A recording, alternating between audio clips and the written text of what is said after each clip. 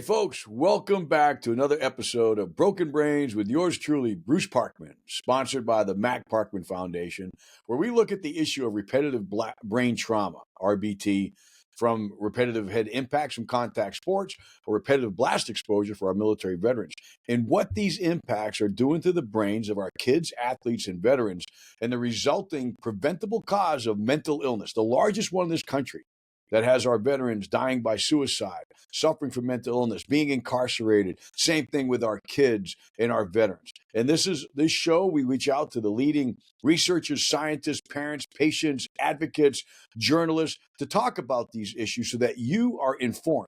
As these issues are not educated in this country, they're unknown in this country, yet their impact is profound.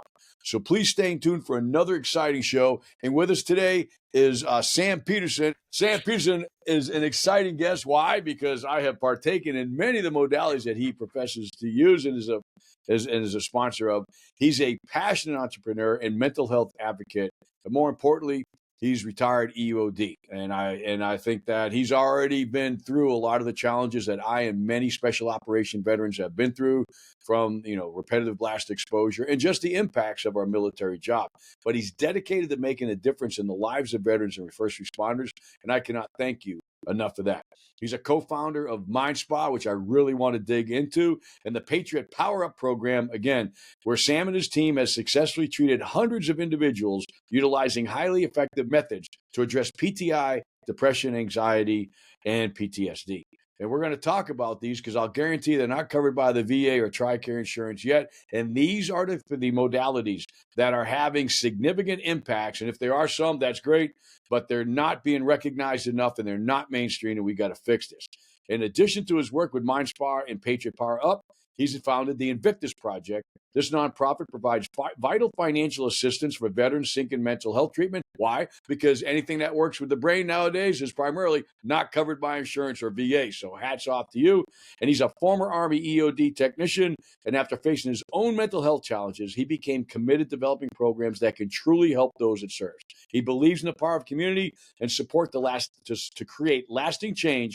And he is absolutely dedicated to improving the mental health of our heroes and veterans. Sam, what a great bio, man. This is awesome, man. I thank you so much for coming on the show, bro. Yeah, thanks for having me, Bruce. It's an honor, and I love your shirt. Yeah, dude. This is support that little brain. Well, I mean, every 4th of July, it's funny. We have this parade here on Anna Maria Island. It's 7 miles long, and it's the longest water gun fight in the country. So literally from start to finish, we got pools, we got all these squirt guns, we got all our kids on there, and it's all in the name of my son who lost his life to this, this tragic, tragic issue of repetitive head impacts. But we have a 7.5 mile gun water fight, so we make new T-shirts every year. So my sister, who's the executive director of our foundation, made this. But thanks for noticing, man. It's cool beans. Yeah. Oh, I mean, it's a great thing what you're doing on this podcast. Just drawing more awareness to not only the issues of post-traumatic stress disorder, traumatic brain injuries, depression, anxiety, all those things, but the fact that we can actually do something about it. And that's something that gets lost a lot of times in the rhetoric that we keep getting fed, especially when it comes to brain injuries. I can't tell you how many times I've had patients come into our clinic or into our program and they've talked to a neurologist and he's like, well, yep, you're screwed. You're going to get dementia in about 10 years. Hug your kids and hug your kids and get a life insurance policy, buddy, because you're not going to be around very long. You don't even have a reserve parachute. You're just screwed, man. Yeah, you're burning in hard. And why is that? I mean, dude, the issue of repetitive head impacts, repetitive blast exposure has been diagnosed, has been studied so much, yet the knowledge is not out there. And beyond that, the knowledge might be there, but the knowledge that you can do something about it, that can have a positive impact and almost get these guys back to where they were, is not there, man. It's a tragedy. Yeah, it is. And it's just, the rhetoric is not true. And this is partially because of the way that kind of pharmaceutical science is conducted. It's always trying to isolate a variable. And, so these treatment protocols that are they're not, sorry, let me rephrase that. When we're looking at treatments that can affect the brain, science right now is using this monoamine approach. We're testing one variable at a time. But here's the problem. Your brain is the most complex organism that we know of on this planet. It is its own pharmaceutical company. It is constantly reacting to stimuli and changing in real time.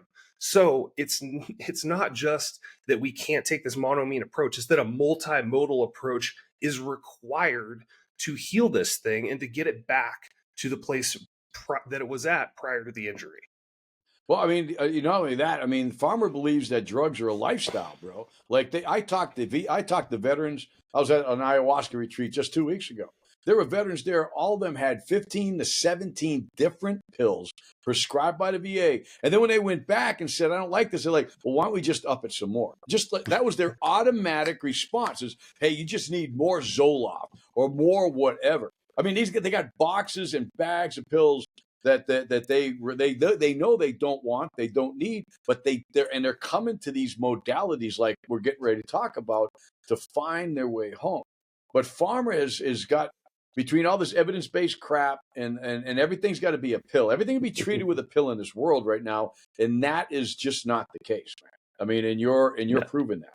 No, not at all. I mean, at the end of the day, like, you cannot medicate your way out of a traumatic brain injury.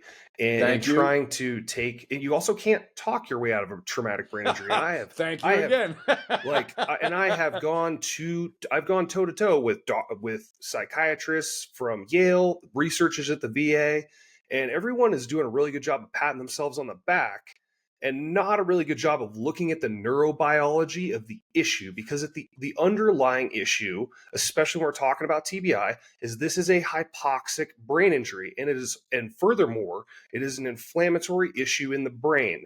And until you address that inflammatory issue in the brain, you are wasting that patient's time. And that is even worse. The knock-on effect of that is even worse, because that brain is going through this inflammatory cascade, this what's called a secondary chemical injury from TBI, and it's causing long-lasting damage that eventually leads to dementia. And they're saying we want more time. Like the VA just started these trials.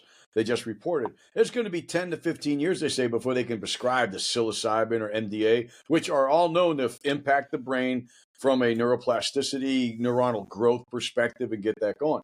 But you're absolutely right. We don't have time. And we know that these modalities are helping people every day. I will guarantee you that once we start talking about Mind Spa and what you do, that the majority of your people that come out of those treatments feel better, that they have hope, that they feel like they're on a positive road for the first time in a long time. Yeah, I mean, the average symptom reduction, one of our programs, if someone engages in all of our therapeutic modalities, is 14 to 17 days. So we very, very often see people who come in with a very high acuity. You know, they're knocking on the door of suicide. You know, they're having post-concussive migraines, brain fog, short-term memory loss, issues controlling mood, super severe. And by the time we get to day 10, all of a sudden they're like, whoa, hey, can I feel this way all the time? Wow. And they don't even have, when they showed up, they didn't even think they could even feel halfway better again. So let's talk about your journey, Army EOD. All right. So let's talk about your career a little bit and how, what was your experience that drove you into this space? Honestly, something that not a lot of people talk about, like when I got recruited into EOD, first of all, they didn't tell me how hard the school would be, hardest academic school in the Department of Defense. And they also didn't tell me how high the suicide rate is. Army or EOD as a whole has one of the highest suicide rates of any job in the entire military. And it's because of our constant exposure to traumatic blast events. And it's just like an NFL player with CTE. You're just getting that bam, bam, bam. Absolutely. It's those little guys. It's not always the one that knocks you out, puts you on your ass.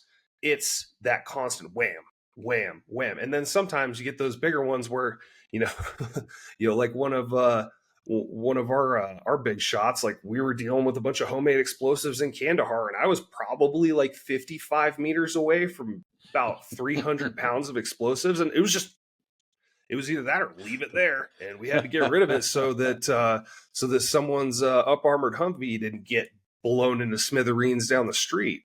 So it's like, all right, cool, lay down and Crack it off. I'll tell you a quick story, man. When we were in Peru once, you know, you never want to take stuff back from a mission, right? So this commander of this concern, never right? He wanted this tree gone in the middle of his quartel. So our Charlie, right, our explosives guy in the team, he packed everything that we had underneath that, man. Grenades, you know, all our C4, everything, man. It was under that tree. We dug. He had the soldiers dig. We got in there.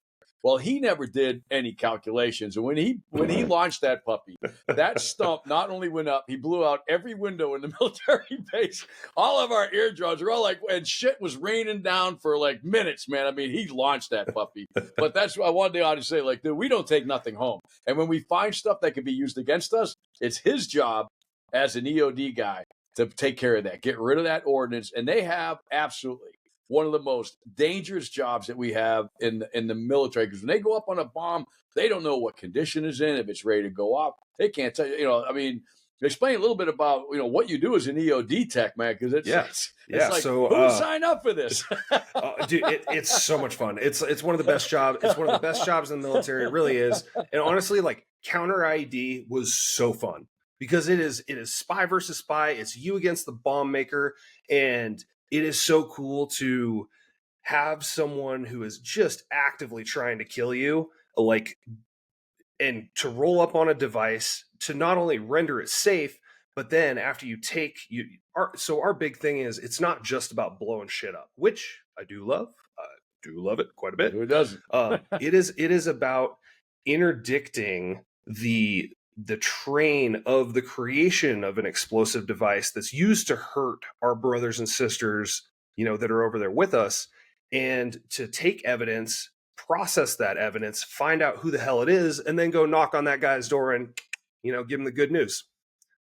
And that process is one of the most fun and rewarding things ever, because you are taking a very, very dangerous chess piece off the enemy's board, and it is so much fun.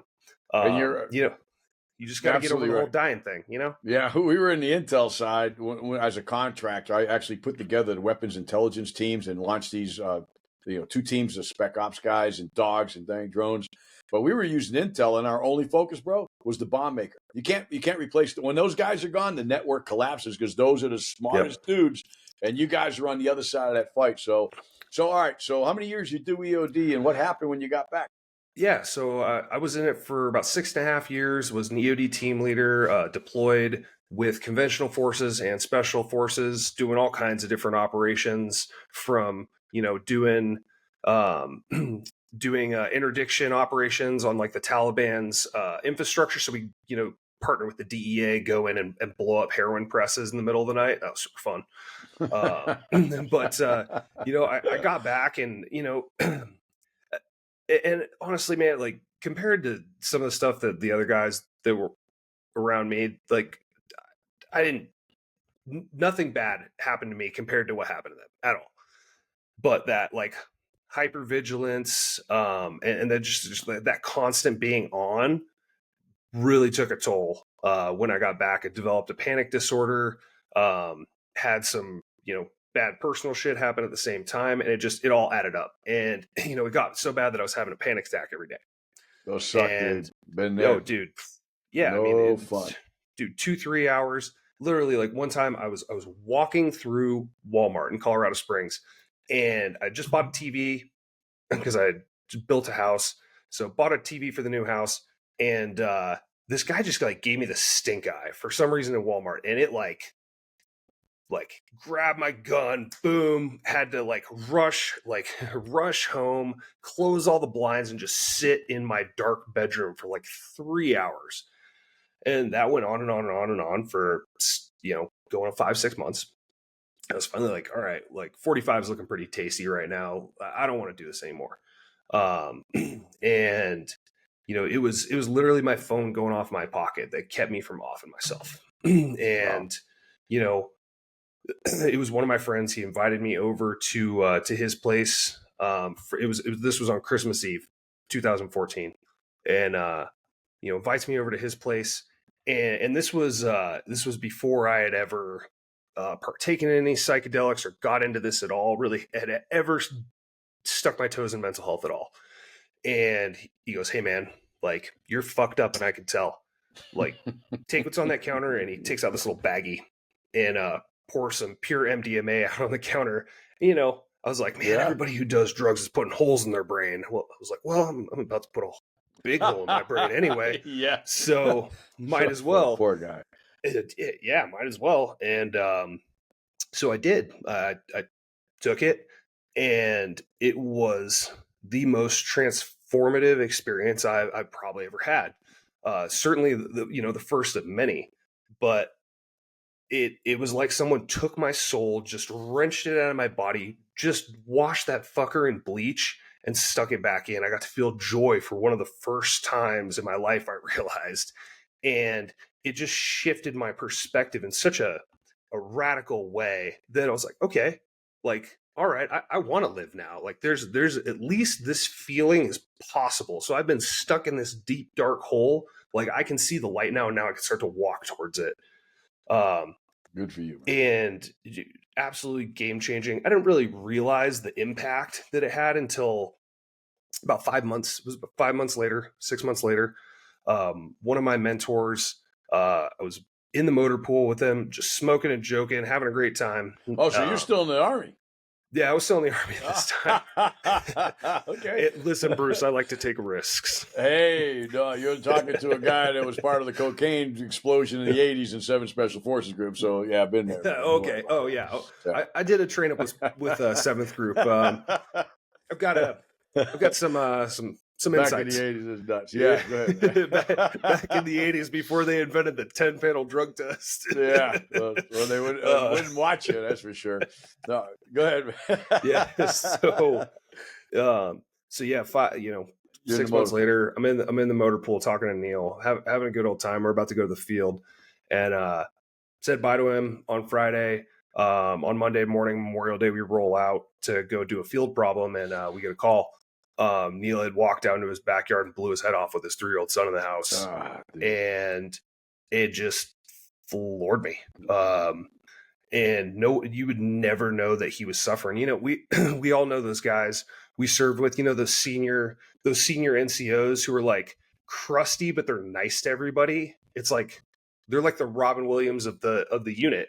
And it was just like that. It was just like someone ripped my leg off. Just the jerk of that event. It really floored me, and it really made me just look at the whole system and go, you know what? Fuck this. Like, we can do better. Like, because I had been through, the Army's mental health system, and it was garbage. It was just medication, talk therapy, medication. And I was like, I really feel, and I didn't know anything at the time. I had to research all this. I really felt then, like, deep down, that if Neil had had the experience that I had had on Christmas Eve, he would still be alive. And it just became this driving force that no matter what, I'm going to do this for other people, because we lose way too many amazing individuals to suicide, and it is so preventable. It is. And that's what I think what you're doing right now is absolutely, key to this, because, on the advocacy side, that's what our foundation does. We're like, look, this is the largest preventable cause of suicide in this country, repetitive brain trauma, sports and military. And if we have to fight wars, there's no doubt. And we can train better, save it all for game day, and game day, just let it happen. But when we come back and we're harmed, we've got to get treatments that work. And for, the reason our suicide rate hasn't moved and billions of dollars have been spent on this problem is because they will not get off the problem, the common approach, which is drugs, like you just said, drugs and goddamn top therapy. And I don't know where the change, we're pushing hard for the change, but you're actually delivering it, man. So that is, what got you from, Army guy, MDA experience, now entrepreneur, into the psychedelic field, helping these veterans? How'd you get there? That's an amazing transition, bro. Dude, just read a lot of PubMed. And as soon as I started, no kidding. Dude, seriously, I was like, you know what? I was like, man, PubMed. at first I was like, okay, I'm going to go to medical school. Like I'm going to become a doctor and, do all, so I'm going to use the GI Bill to pay for all this. And then I realized, I started listening to more and more physicians talk about this stuff. And I was like, wait a second, the knowledge that I need is not in the traditional establishment. The only way that these doctors even know about this stuff is literally by reading PubMed. I was like, cool, I can do that. And so I started the Invictus project, started this nonprofit to start paying for guys to get more effective treatments. So found out about ketamine. All right, cool. That's great. But ketamine seems to have a pretty, this is me thinking at the time, ketamine, it's got some pretty transitory effects. Like after, 8 to 10 weeks, people are, starting to get symptoms come back. All right, that's cool. What's the next thing? Okay, hyperbaric oxygen therapy. All right, this has a lot of promise, but the more I read, the more I found that there was, again, that transitory effect. After about 6 months, you get like 3 steps forward and then, 1 step back because of that knock-on inflammation in the brain. So, I met a doctor in Aspen and started helping him develop an intranasal stem cell protocol. And, that's something that we're still working on today, but like we've used it on, I've used it, we used it on my dad and a bunch of other veterans and saw pretty amazing results. And then that's what led in to creating MindSpa, to create an outpatient psychiatry clinic where we can bring all these things in and create a protocol that can actually heal and rewire the brain in a pretty short period of time. So talk about this to our audience. When you say heal and rewire, what specifically are you talking about? So they understand that you can do this. You can actually heal the brain. You can rewire Absolutely. it, but it ain't with drugs and talk therapy. So yeah, talk to our audience about this. Now, the talk therapy is a component of this. So everything that we do in mental health, aside from healing a traumatic brain injury like PTSD, depression, anxiety, is rewiring the brain. Everybody just has different tools. I like to use power tools. Okay. So let's just walk through, I'll walk through a little bit of our protocol because I'll kind of answer this question simultaneously. So one of the first things we do start with is ketamine infusion therapy. So one of the things that ketamine does is that it downregulates inflammation in the brain and it upregulates neuroplasticity. It upregulates brain-derived neurotropic factors, a hormone that causes your brain cells to branch out and create new connections. Now, why are those two things important? So there are 2 primary things that PTSD, depression, anxiety, and traumatic brain injuries have in common. 1, they affect neural connectivity. So they affect your brain's ability to talk to itself. And 2, they cause a ton of inflammation in the brain. And that's one of the reasons, that inflammation piece and that connectivity piece, those are 2 of the primary reasons that people become treatment resistant. Because what we need to understand, and this is really where I think that the mainstream has just completely missed the boat, is that these things are highly inflammatory to the brain. Well, what happens to your brain when it gets inflamed? It shunts off blood flow. So, the blood vessels in your brain are very, very small. Like they're so small that like a single red blood cell can pass through at a time. And it doesn't take a whole lot of inflammation before all of a sudden you're trying to suck a golf ball through a garden hose. Now, when you're sucking a golf ball through a garden hose and your cells can't get oxygen that's being carried by that red blood cell, they have to switch over from creating energy in a very energy efficient manner. It's called cellular respiration. They switch over from cellular respiration, think like breathing, to anaerobic glycolysis. This is how cancer cells make energy. It's a fermentation process that puts off a lot of waste. That waste is then, it creates a knock-on inflammatory effect. So you can see over time, we're talking about people who are suffering from this for 10, 20 years. Over time, that inflammation builds up, shunts off blood flow, and just creates this downward spiral. And we see that. We see the effects of that in our populations.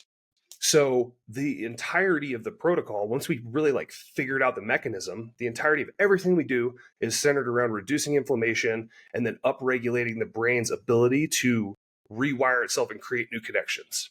That makes absolute sense because we know that, number one, especially if you're dealing with men and women that are still in the job, that neuroinflammation is going to continue because the brain's going to continue to get jolted. It's going to continue to get injured, and it's going to release, more of these, you got all kinds of, neurotransmitters. You've got, chemical cascades. You've got all these things that the brain releases to protect itself that in turn over time start to become toxic to the brain, in addition to what you just explained, and start degrading the actual brain structures, demyelination, dysmyelination, synaptic death, and this damage and I want to, talk about this a little bit too, is that neuroinflammation creates damage, and that damage is absolutely known through research and science to be associated with mental illness. Yet, nobody in this country is being trained from a psychiatric or a medical perspective to associate or diagnose mental illness in association with RBE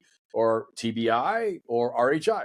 And that is the disconnect that we're trying to fix here, is to take the knowledge that you just explained and start giving this out to the professional medical community. When you see a mental illness, if you don't assess for TBI, RHA, or RBE, then you're just doing nothing for that kid's brain or that adult's brain, because you're just giving them medicine, you're giving them drugs, and it's not helping them at all. So that's and so you figured all this out. You got so you have ketamine. What's your protocol in compass?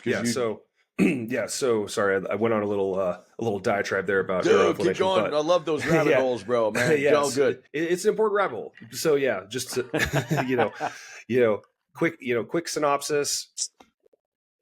Neuroinflammation is a huge problem. You just touched on microglial priming. That's something I talked to Dr. Mark Gordon a lot about, and just these knock-on issues that are really, it's a problem with energy creation. So how we combat that? So we start with this ketamine infusion therapy that downregulates inflammation, upregulates brain-derived neurotropic factors, so it allows us to rewire the brain more effectively. Then coming into hyperbaric oxygen therapy, so putting someone down at about 1.5 atmospheres absolute for 40 to 60 treatments. That again, it forces inflammation down in the brain. It increases your cell's ability to create energy because you're providing more oxygen. The last piece in cellular respiration, the last ingredient, is oxygen. Without it, again, we have to switch over to that anaerobic glycolysis to make energy. Also, healing, like actual cellular healing, is an incredibly energy intensive process, and that's why the HBOT is so important. But the HBOT alone won't do it. We have to add in these other things to help supercharge this process. The other piece, transcranial magnetic stimulation. So for anybody not familiar with TMS, TMS is an MRI coil that's placed on the head. We can place it in a number of different positions.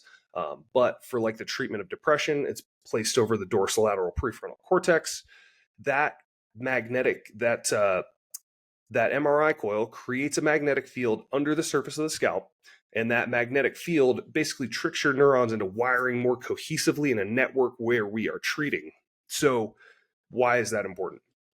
If we were to look at the brain of, let's say, someone who's suffering from post-traumatic stress disorder, what you would see, if you could like do a cross section and just look at how it's firing, you would see an underactive prefrontal cortex, so an underactive executive functioning center, and an overactive amygdala. So that amygdala is hijacking your lived experience all the time, causing that, all of the effects that we see from PTSD. So with that coil, we're treating these areas and upregulating the density of neurons in an area. Imagine your prefrontal cortex and your amygdala are at a concert. They're like at Coachella, and they're at different stages.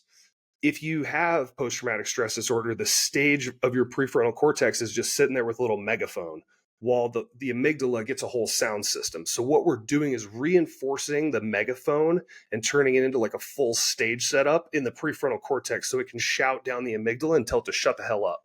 Because that's what our executive functioning centers do in the brain, among other things. They tell the rest of our brain to shut the hell up. Okay. And that makes sense, because we do know that, again, mental illness is heavily associated with a damaged prefrontal cortex, and along with psychological, behavioral, and cognitive disorders, which should be used in terms of diagnosing people to get them to you so they can get fixed. So, I mean, yeah. And then, all right. So, and now I notice on your website, you have what's called deep transcranial magnetic stimulation. Now, Yep. let me ask you a quick question before you go there. TMS has been available in almost every doctor shop in Europe for like the last, I don't know, 20 years. You can just get it everywhere. Here in America, every time somebody comes up with a cool TMS thing, some rich group of investors from somewhere comes down and buys these puppies and puts them out of business, right? So like TMS, even though it's like so widely accepted in Europe, is hardly available here, and I think it's because That's not true, Bruce.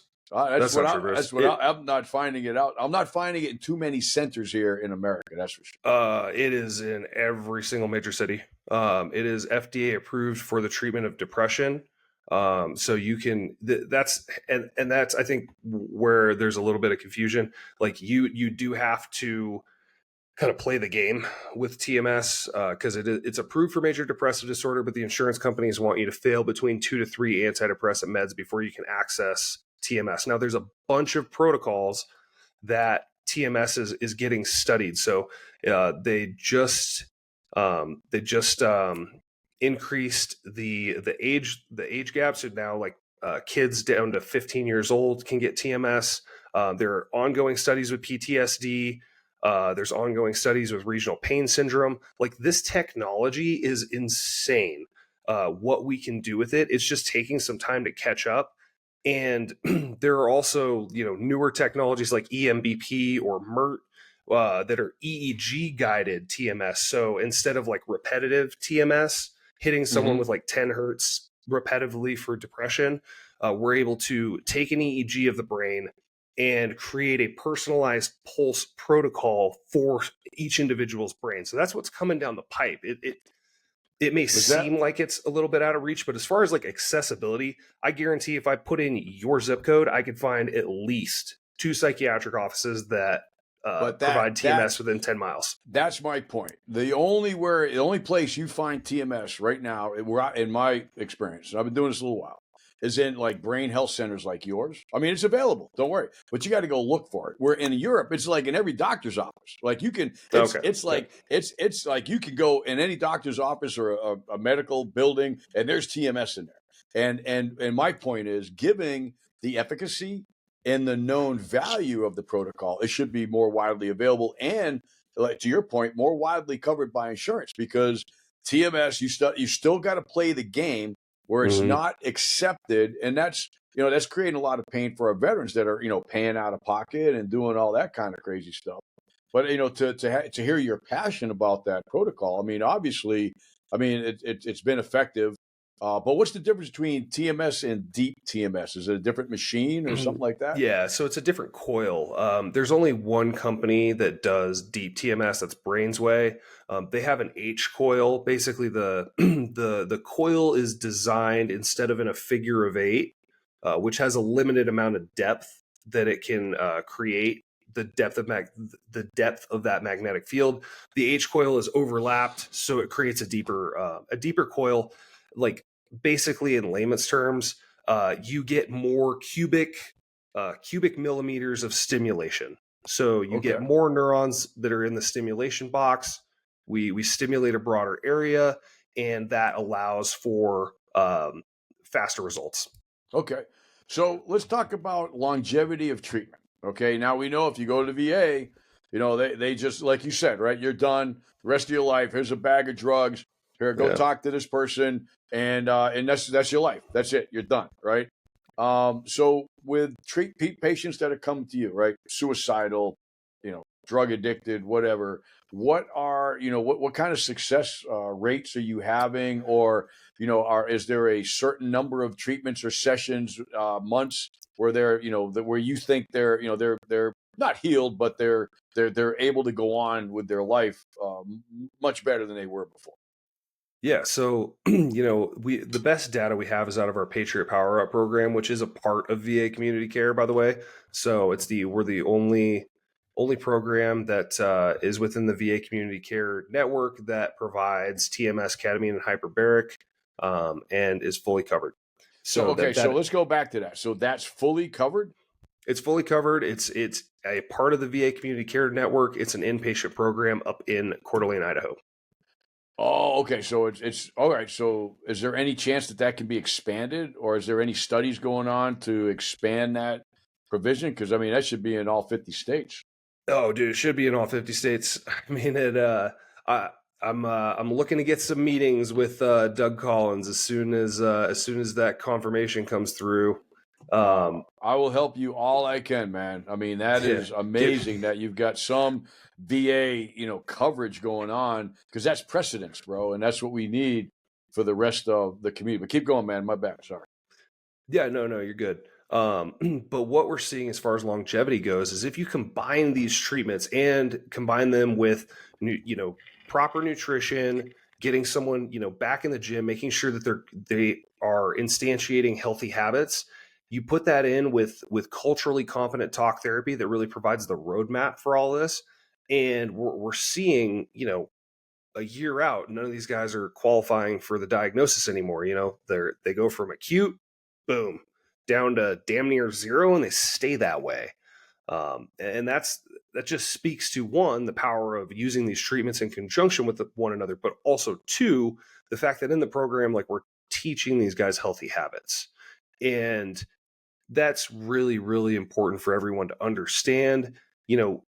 These treatments are awesome. They are super effective, especially when used in conjunction. But if you don't create healthy life habits, you are going to end up in the same hole that you started in. Integration. Yep. That's a great point. What about, now you mentioned Mark Gordon's name, all right? I just got the phone with him about an hour ago. So, Mark. Mark's got, his supplementation program is absolutely stellar. And we do believe that, I mean, he should be actually the first step before we start, balance that brain first, so these modalities would be more efficient, and nod in your head.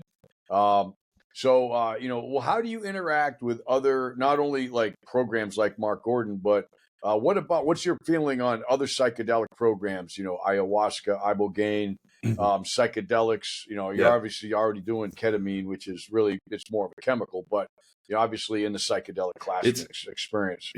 Ketamine is actually naturally occurring. They just found a bacterium that makes it. So. Really? Just all right, cool, man. Your cap, check it out, dude. I'm all about that. That puts it right in the psychedelic camp when I talk to Congress. It does. It does. I'm going to start with Mark's protocol. Yeah. Like, first, I love Mark. He's one of the people in the world that just makes me feel like I'm an idiot whenever I talk to him, because he's so damn smart. He is super smart. Yeah, his protocol is awesome and is a great way to rebalance the brain and downregulate inflammation. I would love to put it at the front end of our protocol, because I do agree rebalancing the brain's hormone production is the first step in healing, and that's a huge deal. So love Mark, love what he does. I'm always looking to integrate his best practices in with what we do as well. They are like this. There's no reason in my mind to separate the two. They need to be brought closer together as part of an overarching protocol. Because last time I talked to him, he was talking about a 77% success rate, and I was like, cool. Where's that last 33? Let's go. Right. But even at 77%, man, that's a lot better than what we're seeing from most anything else. Yeah. That the VA will prescribe. Sorry. Oh, yeah. I mean, that's, just the efficacy of like SSRIs on their very, very best day for your first SSRI is 33%.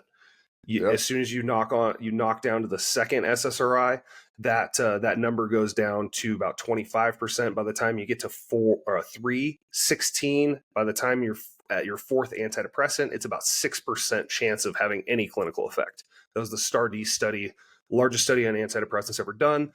And it turns out, now that they've looked back at it, they padded those numbers, so they're lower than that. Wow. Yeah, and that's the recommended approach by our VA. So that's got to change right there. That's got to change. Oh, it so does. Like, just take those the VA clinical practice guidelines for the treatment of depression, anxiety, and PTSD, and we just burn those. They're not worth the paper they're written on. Well, given our suicide rate, it's not. Now, for your program, what kind of success rate do you have? And just from a positive experience perspective, like, who's coming out? What are you seeing for the veterans and the patients that you're seeing in your spot right now? Yeah, I mean, we're seeing upwards of 90% success.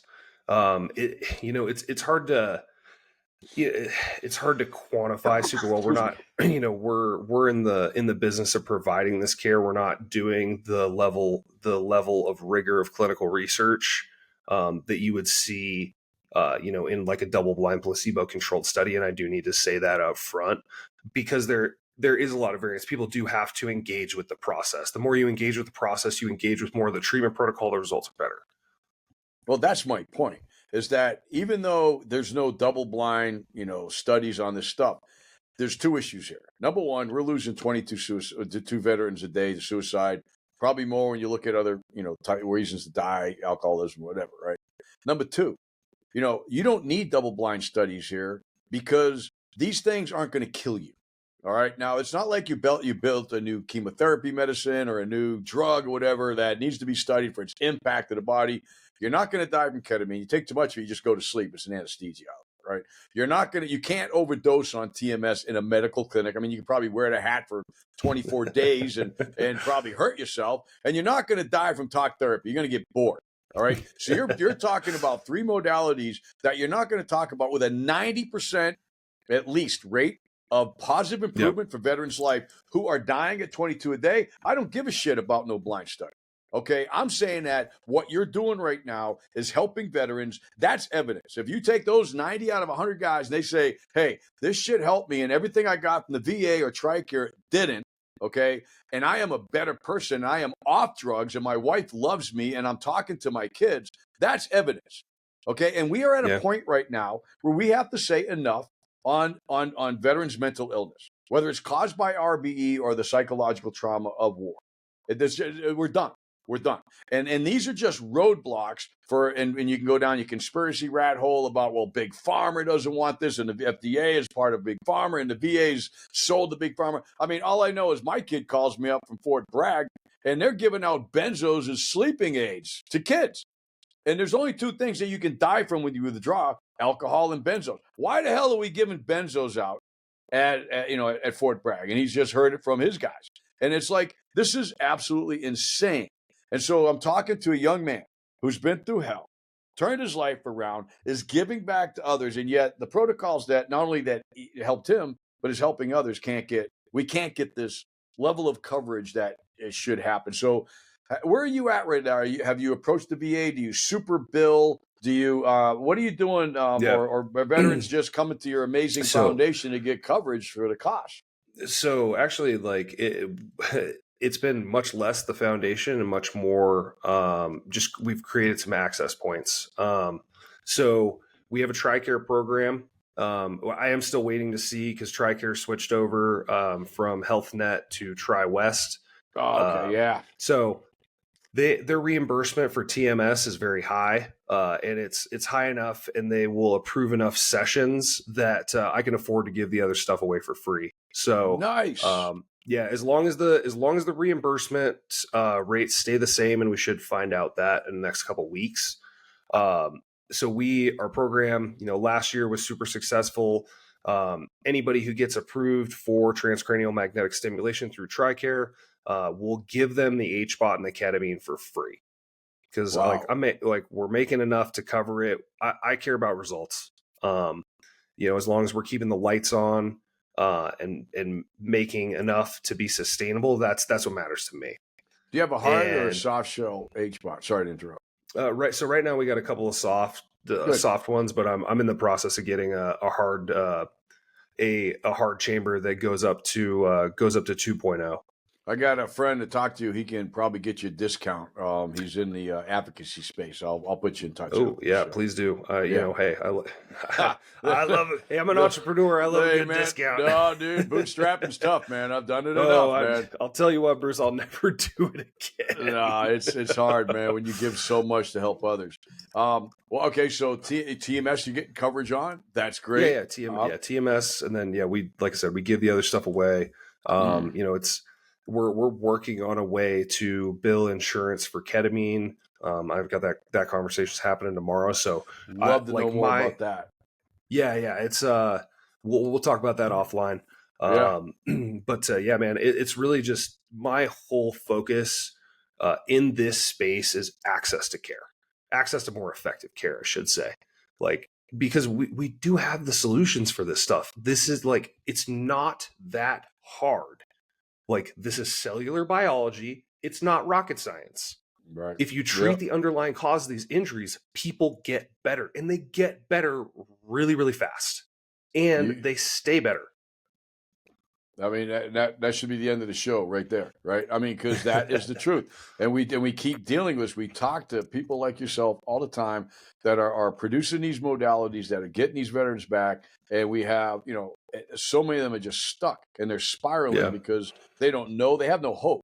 They're either told, "Hey, you're just going to die with this." So NFL players, same boat, right? So many NFL players do not want to talk about this. They just think they're going to die. They don't know. You can be healed, you can be improved, and you can get back.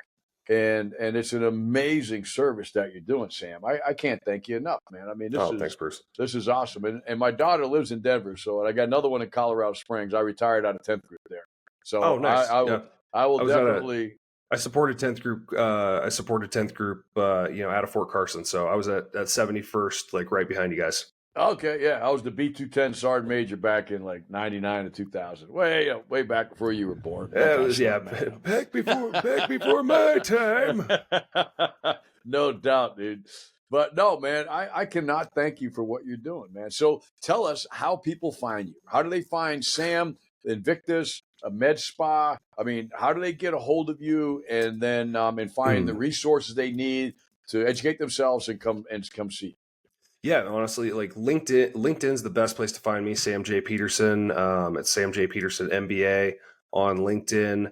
And then mindspadenver.com.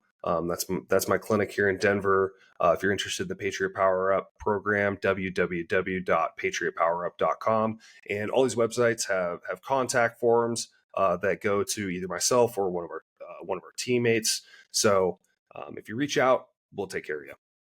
Yeah, and I'll tell you, at least point you in the right direction. No, and personally, if it wasn't for ketamine, I don't think I could have found my way back, because that's the first. That and stellate ganglion blocks are my first things I tried trying to get out of my hole back in the day. So you're definitely on to something, Sam. And we definitely want to do everything we can to support. And so definitely we're in touch now. And we've got a conference on repetitive brain trauma coming up in September. Feel free to ask if you want to present. I'm doing a town hall for veterans. I'll be doing monthly town halls on veterans for doing two things: educate them on RBE, and then educate them how to deal with the VA and get the coverage and disability that they deserve. One quick question on billing codes for TMS. What billing codes are you going under? The TBI billing codes, the new RBE billing codes, or what for diagnosis? So for TMS, like we use the CPT codes for major depressive disorder to bill. Oh, okay. That's kind of our gateway into treating. The nice thing, I mean, not the nice thing, but the fortunate thing is that with traumatic brain injuries, the most common comorbidity is depression. So that's our primary way into the system. Good for you. All right, and just so you, and I'm sure you noticed that I think it was the CDC just labeled TBIs as a chronic ailment, so that should help us as well. That just came out here recently, so But man, my hat's off to you for fighting this space, bro. I mean, we need so many more Sam Petersons out there. A remarkable journey. I mean, just listen to you talk about brain health. I mean, you've educated yourself. I mean, to the point where it's amazing. It's amazing to hear you talk, and I just love seeing veterans not only succeed but give back, and you're doing both, man. So my hat's off to you. We're going to have you back on the show when I'm in Denver. I'm definitely calling you up for a craft beer or something, man. I'll find you. Don't worry about it. We're come by the clinic. We're down in the Denver Tech Center, like I-25 in Bellevue. I'm always ready for another ketamine treatment, man. I'll come in with my checkbook. We'll take care of it, and we'll look forward to raising money for you too. Absolutely, man. Well, we are rolling out, and this is the first time I'm talking about this publicly. We are rolling out a new experiential ketamine service. So we're going to be using vibroacoustics in conjunction with ketamine. So we have a sound table where we can curate the ketamine experience and help you get farther with it and create that really, really meaningful experience. Another thing that we do with our ketamine experiences that nobody else does, I haven't seen anybody do this yet. So when someone comes out of that dissociative state, we capture kind of what that experience was like just from their words, and then we put that into an AI art generator and then create customized AI art to commemorate that experience for them. Dude, We print it out and give it to them so they have something. that is crazy, man. Again, leading from the front, man. You're doing a great job, Sam. Can't No, thank you thanks, enough. man. God bless you and your journey, and thank you so much for what you're doing for our veterans. I really can't thank you enough. It's been an amazing show. Thank you so much. Yeah, thanks, Bruce. Appreciate you, man. All right. And for everybody out there, man, again, another amazing show. Stay tuned. Don't forget, we have the Head Smart app on Google and Apple to help you understand the issue of subconcussive trauma for you parents that don't know what it is, and to better monitor your kid when you think they have a concussion, because you actually know and they don't. Or the book that we have for free, Youth Contact Spokes and Broken Brains. Go to our website, download it. We'll be having a town hall for veterans, and we'll be announcing our dates this week for the second annual conference, international conference on repetitive brain trauma. These things have never happened in the world. We had the last one last year. We're going to really pump it up in Tampa. Thank you so much for listening. We're looking forward to seeing you again on another episode of Broken Brains with Bruce Parkman, sponsored by the Mac Parkman Foundation. Really appreciate you. God bless you all. Thank you.